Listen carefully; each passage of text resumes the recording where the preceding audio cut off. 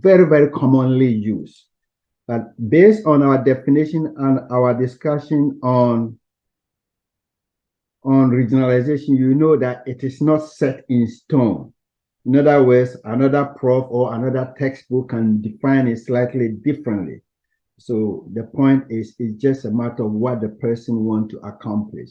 But we tend to use what is commonly used so that people can readily recognize it. So that is what we mean by regionalization. Following that, we will talk about the diversity within the region. Okay, region is a place that is put together based on the fact that they share some commonalities or homogeneity, or the fact that they are homogeneous. Remember last week, the word homogeneous came in based on the fact that they share some homogeneity. Okay, Khadija, I think you are writing, yeah. Yeah, based on the fact that you share some homogeneity. That is why we put them together. But of course, even if you put, say, Toronto together in what we call the GTA, Greater Toronto Area, if you go in there, you will find some diversity. So you don't want to assume that it is just the same everywhere. No, there are internal diversity, or another word would be heterogeneity inside it. So you look at that. Then we look at the cultural history of the region, mostly the ancient civilizations of the region. You talk about the Mayans, the Aztecs, and then the Incas. When you talk about this, you also add a discussion of their cultural monument and landscape, how they impacted the landscape. You have to remember, geography, as we define it, has a lot to do with how human beings interact with the landscape or use the earth surface. So by the time we interact with the earth surface, we leave some cultural monuments there. We interact in a way that we impact it by leaving this type of cultural monuments on the landscape. And we'll take a look at those things. So let's start right away in terms of the regionalization. The area that we're going to call Latin America and the Caribbean is made up of two main areas. You can say it is made up of what we call Middle America and South America. Let me use the map to illustrate here.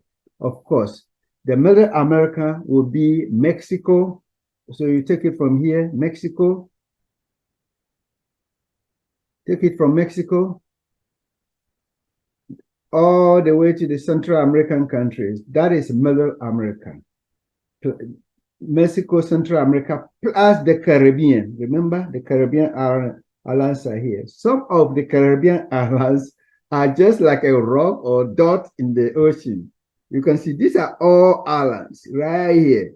Very, very, very tiny ones of them. So there are many of them. Nonetheless, what we do in this regionalization, you take it from Mexico, include the Central American countries here, and all here, the Caribbean, we call that Middle America. And then in addition to Middle America, we add the Southern American countries. So all from here, all the way to the tip of Argentina here, constitute our region that we call the Latin America and Caribbean. I hope it is clear. So let's look at it carefully. The Middle America will include Mexico, Central America, and the Caribbean. So the Middle America, if you look at the countries there are 25 countries. Mexico, Guatemala, Belize, El Salvador, Honduras, and on and on and on. Jamaica, Haiti, Nicaragua, they are all part of it, okay? Then the Southern American countries, the 13 Southern American countries. So all this is what we regionalize and call the Latin America and the Caribbean. Of course, if you look at it carefully, this is one thing you have to remember. On the continental North American continent, we all know that Mexico is on the North American continent, no matter how you look at it. Mexico is on it. I mean, because this is the boundary. From here is US, here is Florida. I mean, so Mexico is in effect part of, I mean, if you go here a little bit, you are in California.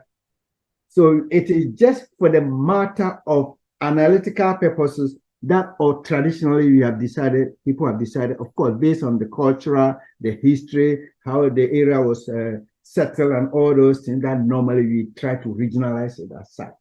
Okay, so what if somebody wants to add Mexico to US and Canada? There's nothing wrong with that.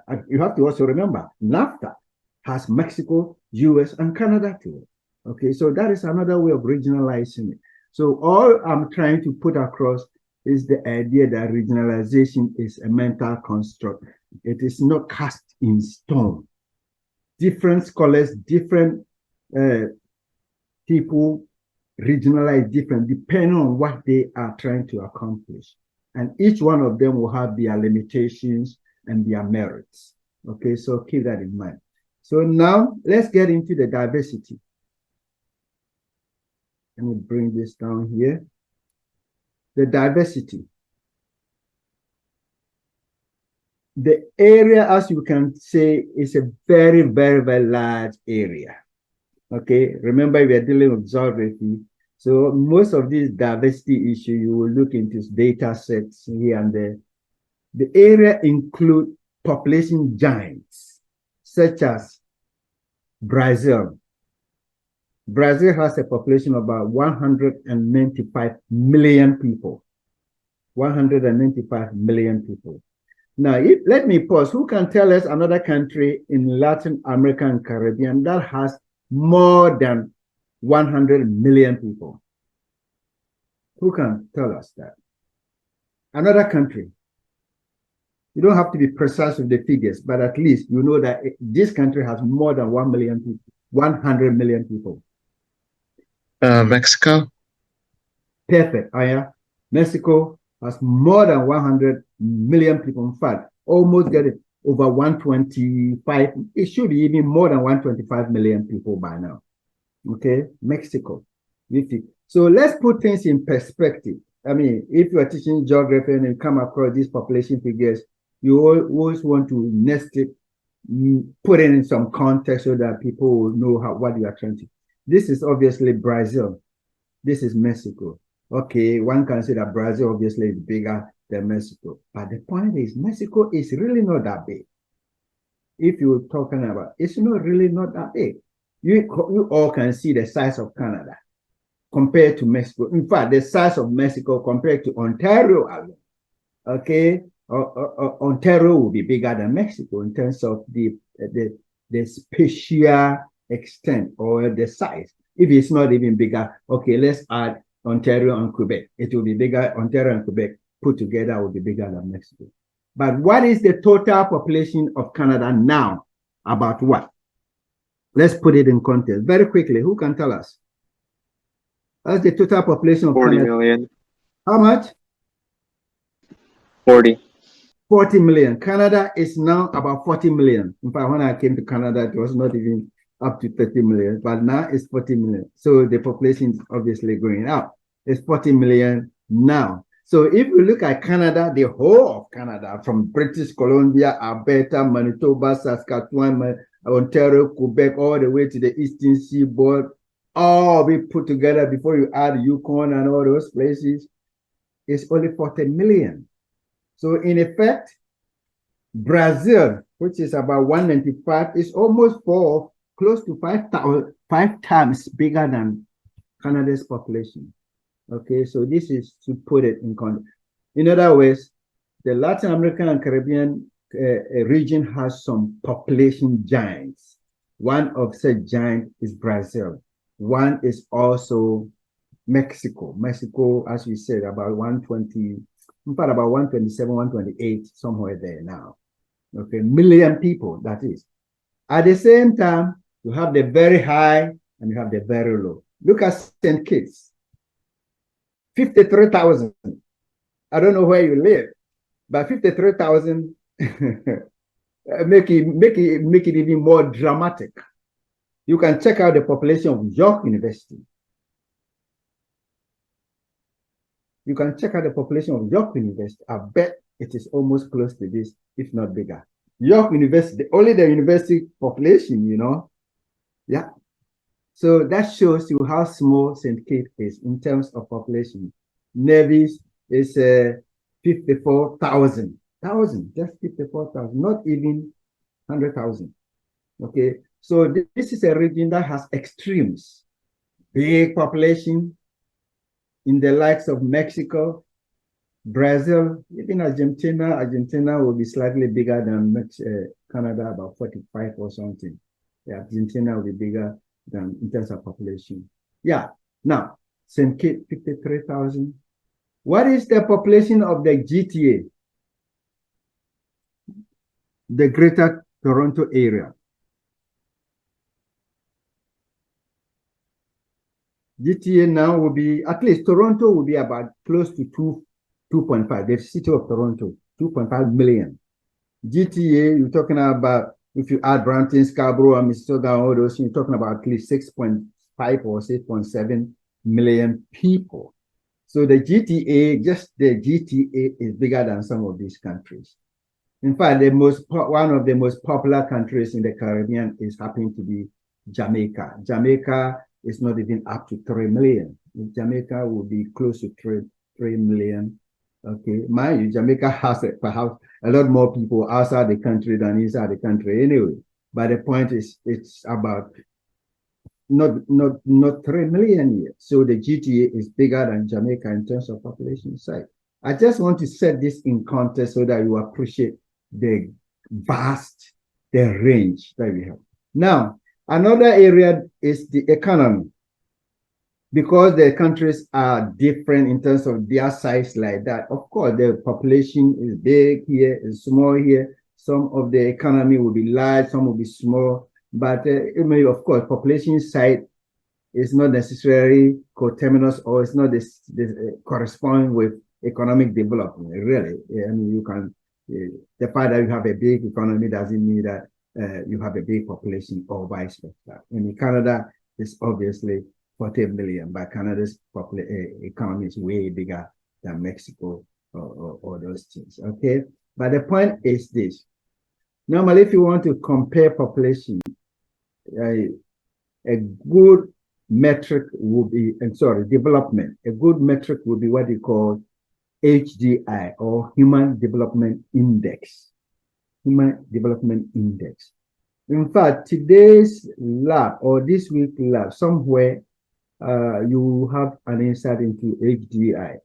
At least HDI, Human Development Index, is a computation that is done by World Development, UNDP, World Development Program, basically UN agency that will calculate it. They have all the countries of the world listed, and then they combine three metrics. The healthcare, somehow they capture healthcare, they capture education, and they capture income. They put it together, they put us together, and then they have what you call composite measure. They put it together and they range it into one metric that ranges from 0 to 1. So they do all the calculations from 0 to 1. Canada will be from 0 to 1, normally will be 0.9. That means Canada is very advanced. The higher advanced you are closer to the 1. 1 is the perfect. Okay, Canada will be, say, 0.92. For the most part, Canada has mostly been above 9, so 0.9. Brazil is 0.79 in 2019. You can figure out around 2020. They put it annually, so you can get 2022 now. It will not be that far from this. It will not be that far from this. Okay, Haiti is 0.51. So that means the development differences. You can have some idea. Okay, Canada is 0.9, Brazil is 0.79, Haiti is 0.51. Some of the countries will be between this and that, 0.5 and 0.79. Most of the Latin American countries. Okay, so on the platform, E-Class platform, I'll put the HDI list there. You can just, you will use it a lot. And some of your own papers that you will do. Oscar, I see your hand I'll come to you right away. Most of what you will do in the assignment and things like that, you will need those type of data to help you out. So HDI, be familiar with it, it's called Human Development Index. It includes estimations of healthcare, education, and income. They put it together, and then you have that. Oscar, go ahead with your question, and then you will continue. You just answered it. Okay. Sorry. Thank you. That's fine. Okay, so now, so you have HDI. That is just to tell you an idea about the difference in economic development. And I do development study. In fact, at one point, I was the head of GEOG's International Development Studies, the coordinator for that, before I moved to my own discipline of geography. Yeah. Now, when you are dealing with development like this, you have to stress that the metric, how, for instance, we are now using HDI. Where previously some people would just use the income per capita and they compare countries. Of course, if you use income per capita alone, not income per person in a country alone, that is just one metric. It's not really that robust. So that is why they decided to add three together and then calculate it. Even that is only economic, and that is not even perfect. It's just a metric. You have to remember you can measure development in so many different countries. The fact that you have money in your country doesn't mean that you are developed. You are developed in some other sense. You have to talk about cultural development. You have to talk about how safe are you in your country. There are so many metrics coming. I mean, for instance, US students go to school and they are being killed and all those things. Somebody can say that that is really not a development context, really, because if you cannot be safe in your own schools, you don't even have good healthcare and all those things. So it depends on how you measure it. You just keep that in mind. Okay, it's not perfect. Now, then we have the economy. Some of the economy is based on one commodity or one item that they concentrate on, or mostly it's primary economy. Some of them are very diversified. A good example would be Argentina, where they do a lot of food processing. They do a lot of animal husbandry. They do a lot of textile. They have auto industry, mining, energy. It's far more diversified economy. If you go to Venezuela, mostly it is predominantly the oil economy. Okay, but unfortunately, they used to have a lot of money, good country, but now, unfortunately, political crisis, they have injected a lot of refugee or mass displacement in that country. Okay, but the economy was predominantly based on oil, the oil industry. So all I'm trying to say is that the economy varies. Some countries are very diversified. Some are really not that diversified. Some are still stuck in some primary production. Okay, similarly, you can talk about even globalization, the extent to which some countries are globalized and others are not. Let me just see here, move this here a bit.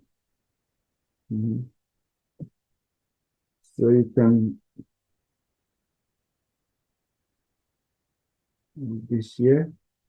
In terms of the diversification, you can talk about countries like Haiti. It's really not that diversified. In fact, it's really not that tied to the global economy that much. Just like Guatemala, Honduras, they are very, very poorly integrated into the global economy. In other words, these are countries you go there, even internet connectivity will be a problem. Okay, so if you want to make money transfer, if you want to, so that type of exchange between that country and the rest of the world is not that intense. Mohammed, go ahead. What is the reason that a couple of these countries are not involved in the globalized diversity, economic wise? Just the countries have, I mean, Haiti, for instance, for years now. In fact, even now, it's not really, they don't have good governance there. Okay, so they don't, I mean, to even find food to eat is a hassle now. And that, for some reason, has been the long-standing issue of Haiti. In fact, Haiti, if you read the history, is is the oldest in terms of the country that got independent first in the 1800s. But ever since, it has always run into political, the governance there has been corruption and uprising and coups. And with that, who is going to invest there? Who is going to, in other words, the economy cannot run properly. Okay, the economy cannot run properly and things are not going on. And when things are not going on there, that means the country is more or less isolated in a way. Okay, people don't interact with the country. For instance, if I give you money to go a Caribbean holiday, I don't think you will just want to, okay, now I want to go to Haiti. Some would like to go there for some obvious reasons, but as an outsider, if you don't have historical tie or ancestral tie there, very often many will say, I'm going to Cuba or I'm going to, and that is also a tie to the global economy. The fact that tourists are not coming there. So it's a very straightforwardly, one can argue that it's just the economy is not doing well, the politics is not doing well, there's a lot of crime, a whole bunch of things going on there. So that, in a way, put a distance between a country and the rest of the world. Okay, for instance, by way of tourism, for instance, by way of internet connectivity, by way of how many air traffic will go in and out. Okay, if you can check out Haiti, and of course, some of it too has to do with earthquakes. Are very, very common. It's just a country, for some reason, they have suffered so much.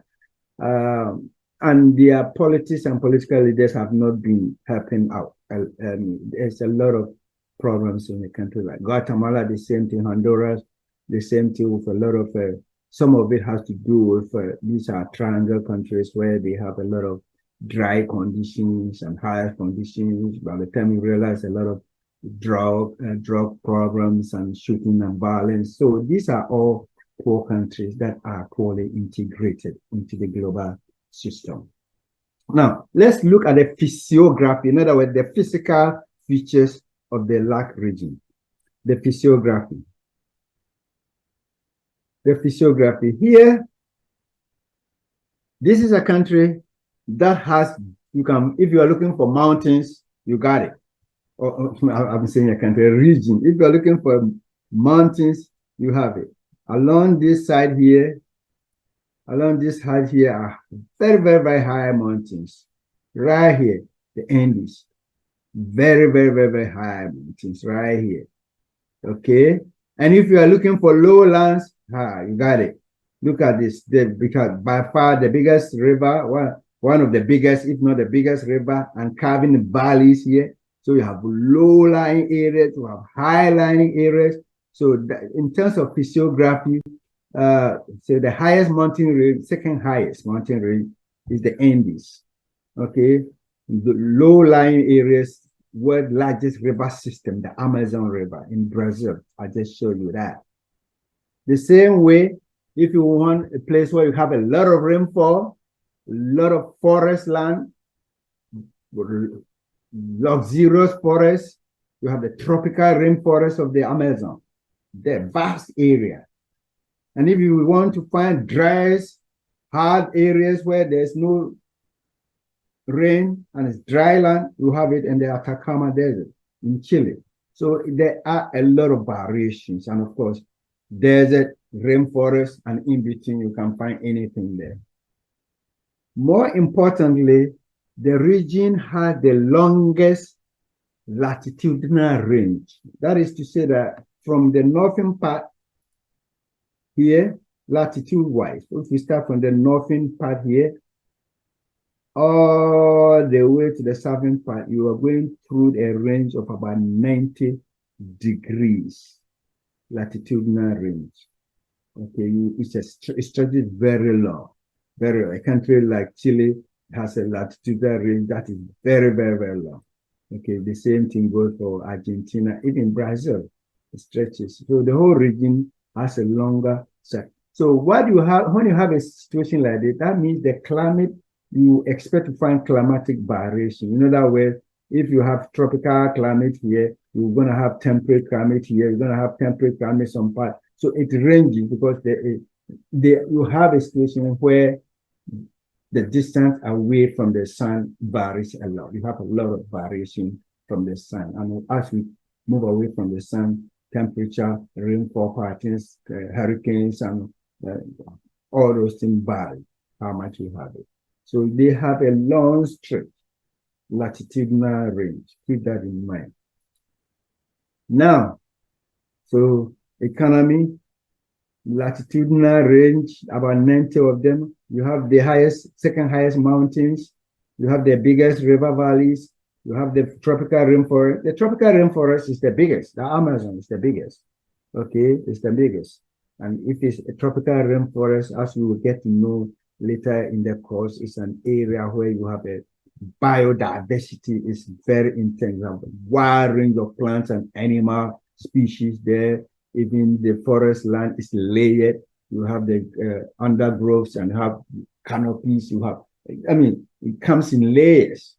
Okay, in fact, there will be life going on up there that those down here will never see what is going on up there because it's so layered, so intense, and rivers and animals and a whole bunch of things, a whole very, very, very biological life, very intense there. And then, of course, you go to a desert, you don't even find rainwater. You don't find anything, just dry lands and things like that. Now, so I think we are getting to know more and more about the region. Let's pay attention to human migration there. How was the place settled? Early migration. Now, just now, I had this slide on the e-class that I posted, but just now I was looking, just about 5 minutes to the class, I was looking at this and I decided to add this because I think that will bring the meaning out. The way I teach, I'm constantly revising things and adjusting because I want the presentation to be in a way that student will grasp it. So if I think that, oh, this will help her, then I quickly adjust it. I want to draw your attention to it. Now, so I just inserted this. You can find your own way, or I will post this. It doesn't matter. But what it's trying to show is this: human beings, from what we know now, the belief, if this is new to you, keep it in mind. The belief is that human beings originated or started from this part of Africa. Here. Okay, if this is news to you. Okay, you will enter into debate about whether you were created or whether you were evolution versus creation. That is not debate I'm going to engage in today. Obviously, I don't want to tip my hat to wherever, but I know people have strong beliefs about it. But it really is on a scholarly or intellectual basis. What we know is that humans really started around here. That is where origins of human beings started. Then from here, we migrated all across. Okay, so the migration from here. So really, if you look at this map, the migration is basically from Russia to Alaska. That is why originally I had this map, Russia, Alaska. So the migration was from Russia to, we have to remember the word is spherical. So Russia meet Alaska. If you have a globe, okay, Russia will go and meet Alaska. You can take a globe, or if you have a globe, you will see it, you mix it. Okay. So we started from here over there in search of food. We settle here, we spread, and then we keep on moving. People keep on spreading, population getting bigger. We depleting resources, we're looking for more. By the time we realize, oh, there is some land here, let's move on. We venture. By the time you realize, you move from Russia, this part of the world, to here. There is the strong belief that, of course, there is an ocean gap, some of here, especially here. The belief is that during one of the ice ages, the land was frozen. And of course, if you live in Canada, this shouldn't be that complicated to understand. Even now, in so many areas, come winter, you see the rivers are frozen. You can just walk on them. Okay, we can just walk on them. So really, if it is frozen, it is easy for them to walk through the Bering Strait here, right here, between here. It is ocean strait, but we call it the Bering Strait. So if it's frozen, then people can just walk across. Okay, and from there, you get to Alaska, and then you go through northern part of Canada, you go through California, and of course, all the way. That is how human population migrated and settled the world. That is the belief. Okay. One can ask, how do we know this? Let me put that to you. How do we, what are some of the evidence how do we get to know this?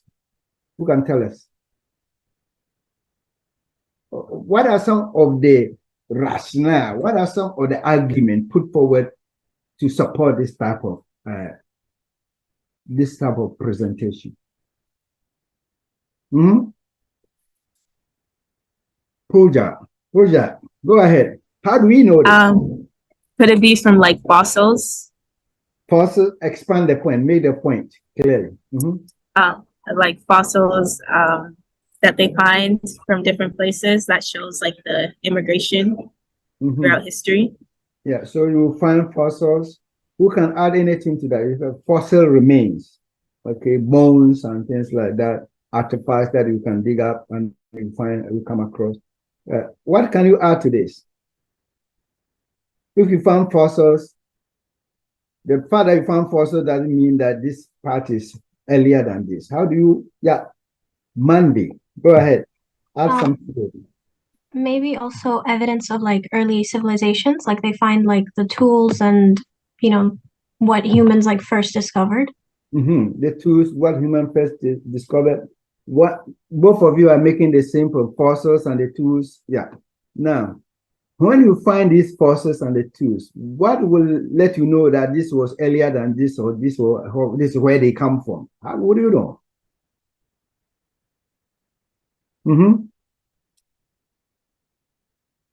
Himani. There's also evidence through different DNA evidence. When we look at our fossils and ancient human ancestors, we can just look all over the world, and the oldest fossil fuels were discovered and found in Africa. Okay, so there is, Mohammed, go ahead. I think the most correct answer is just carbon dating and other dating techniques. Yeah, those who do physics will tell you that. That is the word I was looking for. Thank you, Mohammed. Mostly, of course, you find fossils, you find tools, you find human remains. But what we do or what they do, anthropologists, archaeologists, mostly archaeologists, and those paleontologists, okay, let me put it that way. There are so many academic fields involved in this, but the paleontologists are very good in this. Even archaeologists are good in this. So when they find these bones, there is a way they are able to date it through what they call radiocarbon dating.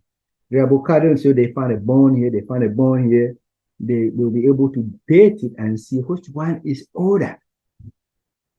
Dating is such a way that there is this belief that once a human being or any living organism dies, the bones decay at a constant rate that they are able to estimate. So they will know that, oh, this one dates way back to 1 point something million years ago, give or take this. And this one was this. So tracing it over the years, mostly the evidence point to eastern part of Africa, and some part we call Old Val Gorge, around Ethiopia, around Kenya, those parts of Africa, that human beings, people talk about Lucy and all those. You can dig deeper into it. But over the years of digging, that seems most of the evidence point to that part as the origin of human beings. And of course, paleontology, anthropology will tell you human beings, when you started, you were not walking upright. So if you look at the key here, they have Homo sapien, Homo neanderthalensis, Homo erectus, Homo sapiens. The way you evolved, at some point you were not walking straight, and later on you walk straight, you became Homo erectus. We are erect, straight. And then later we became Homo sapien, and then Homo sapiens sapien as human beings. But whatever it is, you were moving about. Of course, the dinosaur fossils and this and this, they are able to date them to put the human origin in the story of it. But it's all a matter of academic work. Mind you, there will be some consensus here and there, but it is very difficult to say for sure. In most of the radiocarbon dating, it is always plus or minus some years. They say 300 million years ago, plus or minus maybe 1,000 years here. It is very, very difficult to pinpoint precisely what happened. It is just a matter of theorizing, using fossil remains, and then you can develop and make some story out of it. Okay, so keep in mind. So therefore, migration in terms of the world, this is what we believe human beings migrated. Okay. If this is new to you, that is why we are here. So remember the Bering Strait, this is the part. Okay. So in a way, you can see that somehow US is very, very close to Alaska, to Russia, you know. You have to keep that in mind. All these are all part of the Cold War positioning and things like that. Look at how US and Russia, more or less, they are just, and they are almost always in tension, contention between the two of them. In fact, this land, many believe was even bought from Russia. US bought it from Russia years ago, the Alaska part.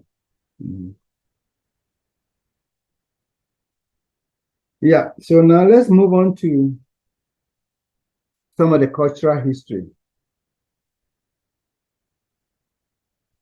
Life until the Columbus encounter, in other words, until people moving from the old world, what they call the old world, to the new world. Okay, talking as an European or European-centered academic presentation from old world, new world. I mean, those are terms that you have to also put a grain of salt, because I mean, these people, Latin America has its own civilization going way back when. Okay, but new world to them, really, that's what it means, a new world to the Europeans. Okay, now, before they encountered Latin America and the Caribbean, the society was subsistent society or subsistent economy. What do we mean by subsistent economy?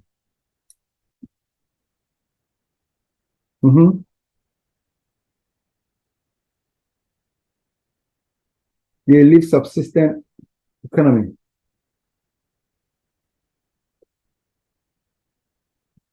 This one you have subsistent.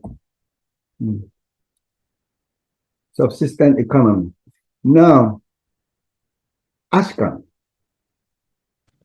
Hi, do you mean like people would trade with anything except like coins, like trade with like sheeps and hay and stuff?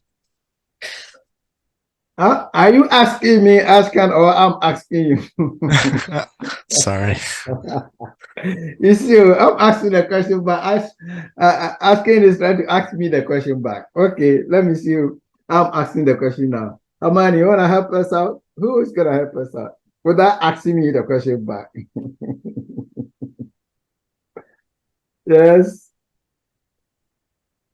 Who's going to help us? Subsistent economy means what? Is there an economic system based on bartering systems with neighboring villages in exchange for products that each one is specializing in? Theodora, you're also asking me. Put it in a way. I didn't mean to ask. I'm not asking. I'm saying it's a bartering system between villages. Okay. Now, yeah. So it is really subsistent economy is economy that is basically the very basics, very basic.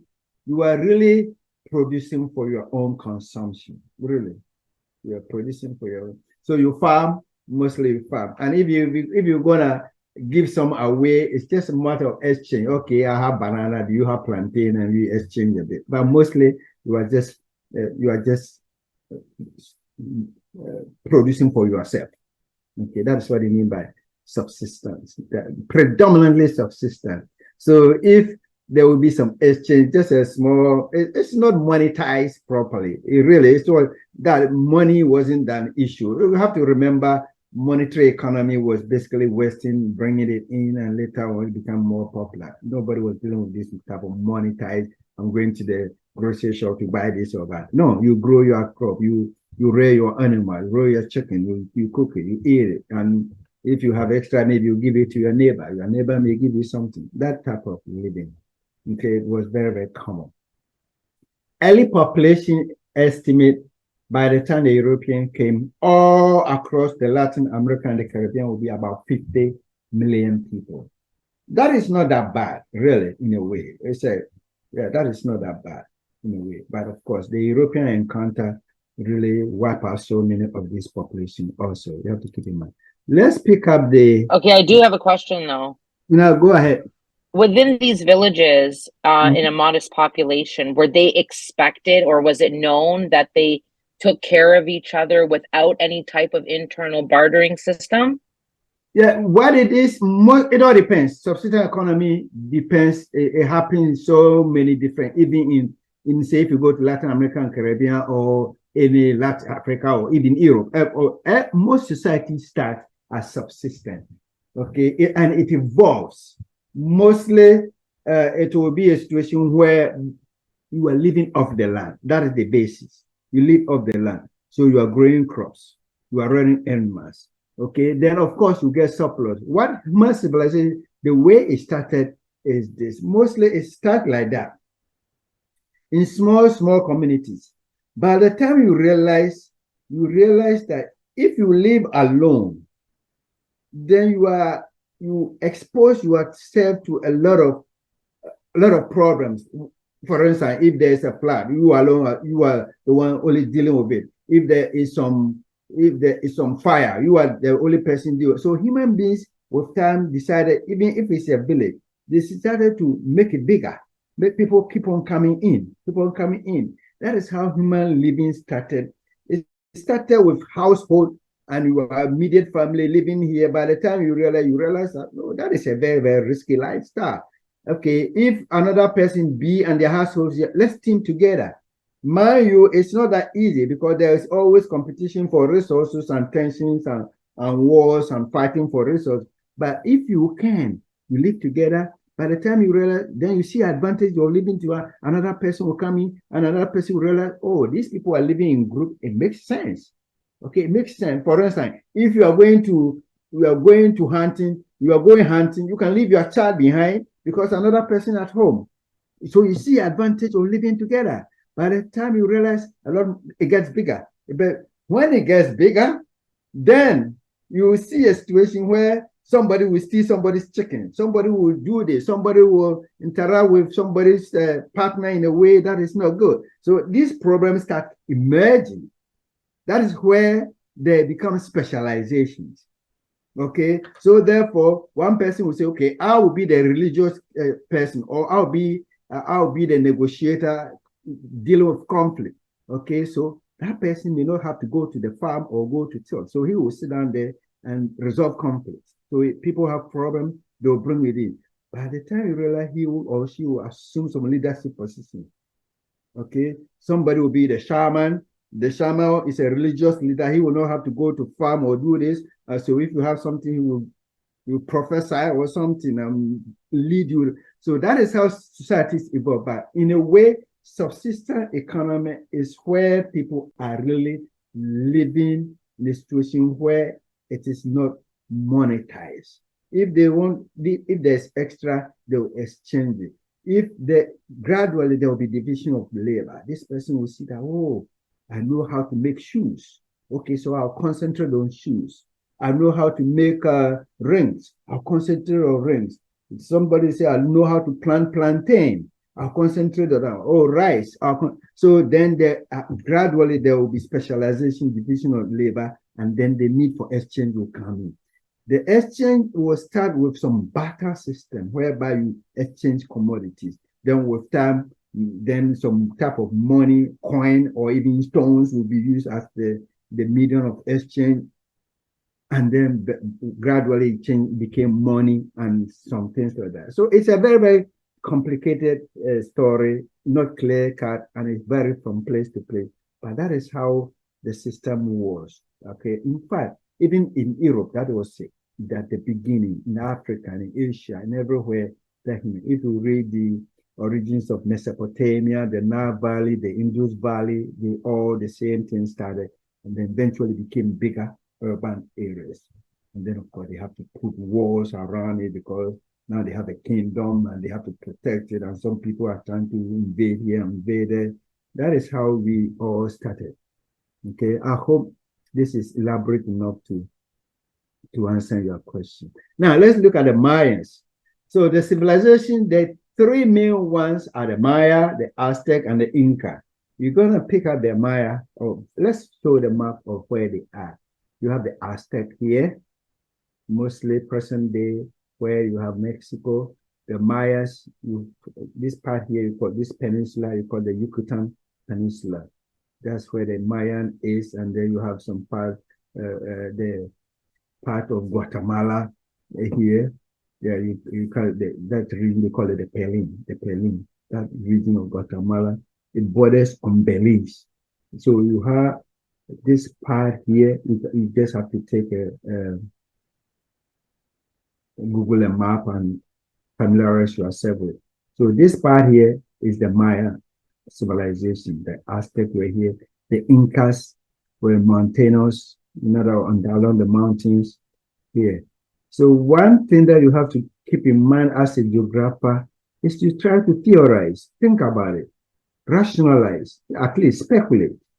Why do you think they located where they are? What is common to that? Why not here? And not here, and not here, but here, and here. So what goes into the selection of places for this type of location? These are all things you have to think about. You may not get it perfect because you were not there, but you should be able to think it through because it was not done haphazardly.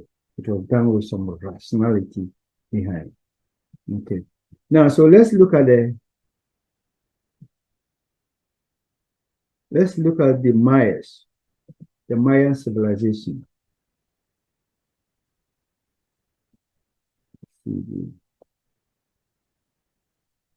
The Mayan civilization, mostly it is located, as I said, the Yucatan Peninsula, southeastern Mexico, the Petén, Guatemala, and part of Belize, El Salvador. I mean, that is the map, that part here. Okay, that's the Mayans. Now, their classic period, in other words, where they were really dominant, was between AD 200 and 900. So that was a far older civilization. The civilization was ordered in what we call city-state. It was a city-state. They have a lot of city-state. In your reading in world history, which part have you heard about city-state? What do you mean by city-state? And we have city-state now in the world. What is a city-state? One city-state could be Vatican City. Vatican City, okay. So it is a city, and it is also a state, autonomous. It's not under anybody per se. Just more or less, if you want, it is also a country also in a way. It has its own rules, it has its own everything. That is a city-state. Well, what else? A city-state is a self-contained urban area that exerts political, economic, and social control over its area and itself. So it's like a sovereign. It's akin to a sovereign nation. Okay, good example would be what? I was going to say the Vatican, but Singapore. I guess in ancient times it would be Athens. Athens, very good. The Greek civilization, or what we normally refer to as the Hellenistic civilization, was based on city-state. Athens was a city-state. There you find Argos. There you find Sparta. Where you saw Apollonia. In fact, list of Greece. They were all cities, but each one of them was a state. And of course, there were a lot of competition and fighting among them. Okay. Okay, so Athens is one of the classic city-state where Aristotle, Plato, Socrates, they were all living there. So most of what we do in philosophy derived from Athens, for instance, and they were constantly in war with Sparta, war with Argos. So just the same arrangement here. Okay, well, your hand is up. If there's a question, please bring it up. Yeah. So I know that the main city for the Mayans was like, maybe I'm mispronouncing it, but Tenochtitlan, Mm-hmm. the big city by the lake. Would that be considered a city state as well? The main city that let me just here. I don't want to mix it up. You go. Yeah, for the Maya, it was like Tenochtitlan. It was like a really big 200,000 person city by this lake called Texcoco or something, and that was, I think, where the Mayans had centered their civilization. I'm wondering if that be considered a city state as well. That's city that we are trying to see. Let me just see if I got the name right. If I got the name right, Aztecs. I think that would be for Aztecs. Yeah, it's for the Aztecs, not Yeah, that the. should be for the Aztecs. That is why. Yeah, this is the name you are trying to say, right? This one. Tenochtitlan. Tenochtitlan. Yeah, that's the name I'm trying to say. I probably butchered the pronunciation. No, I was confused, but that is not for the Mayans. That is for the Aztec. Okay, so let's follow the Mayans and get the Ayans. You'll come to that, okay? Well, you'll come to that. But that is one. So that was a civilization that was organized hierarchically. It was not a city-state civilization. So it was a base civilization, and that happened to be their capital, okay, their capital city. So they have smaller cities under them.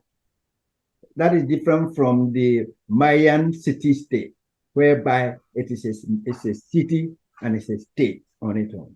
Okay, so that is the difference. Okay, so now we have it's a city. They have if you have a city in the Mayan civilization, as I'm saying, it's just like the Greek. The city is there. It is autonomous. It rules itself as a state. That's the way it is. Okay. So even if another state is bigger than you, you are not under that state hierarchically. No, because you are not being ruled by that. Okay, but everybody, whether you are small or big, you are on your own. You are a city and you are a state. That is how, like the Hellenistic or the Greek is the same idea.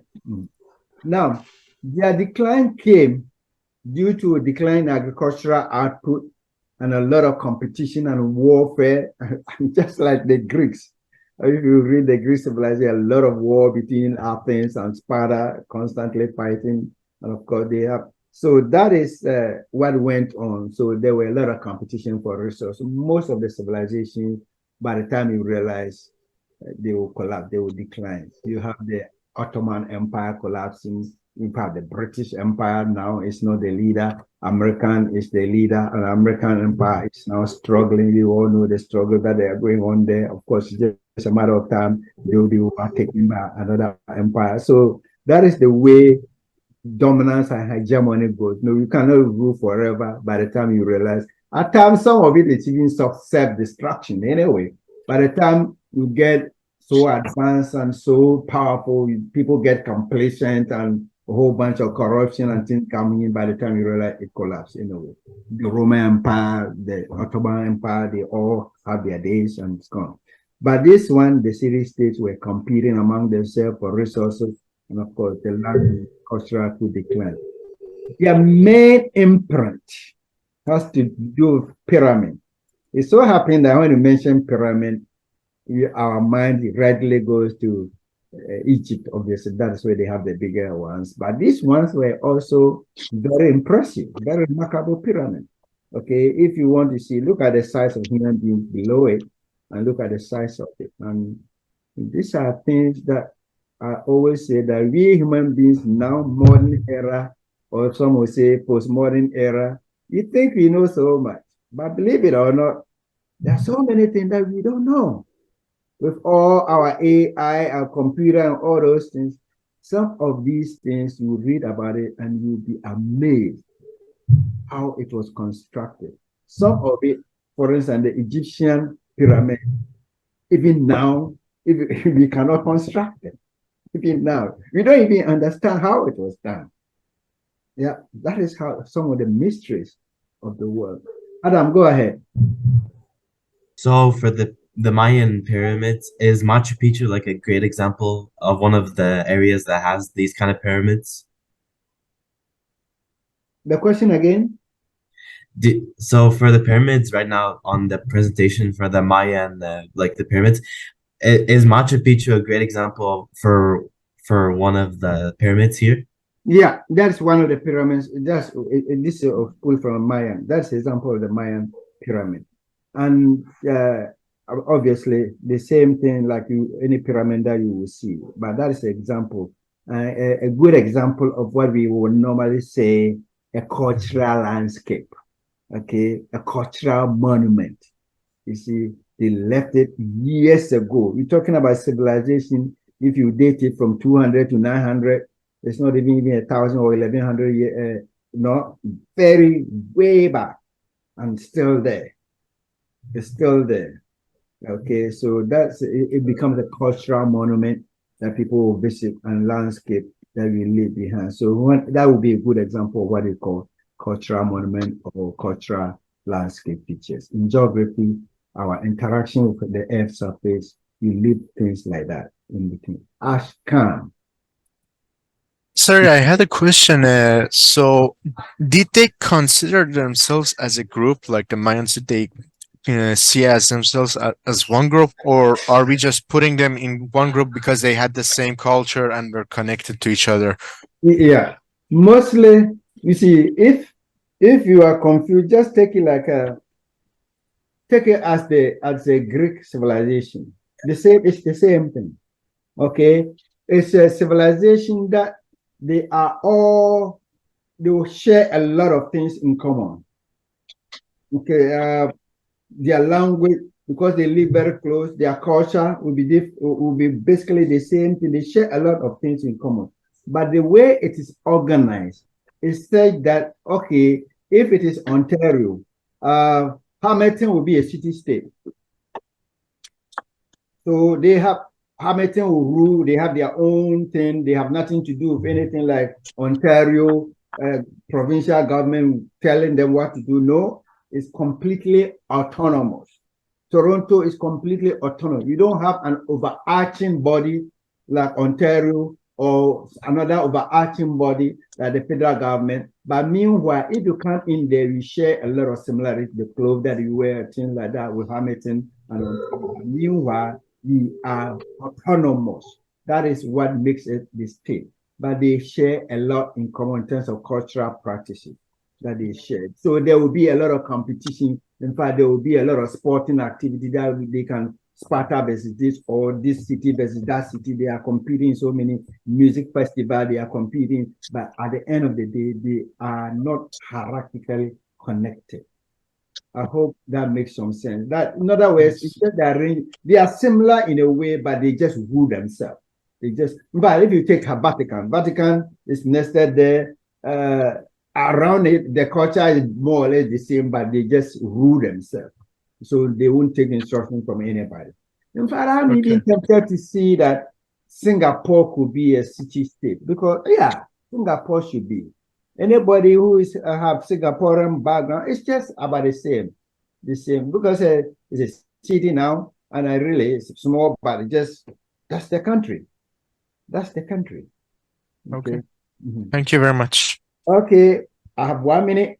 So I'll end it here so that you guys can go. I hope you enjoyed the class so far, and we will continue from here. We talk about the Aztec, and then we talk about the Incas, and we talk about the nature of cultural monument. What's the role of cultural monument, cultural landscape? What is the impact? As a geographer, you have to know these things. Okay, so I will stop here. I don't want to exceed my time. Good. So see you next Wednesday.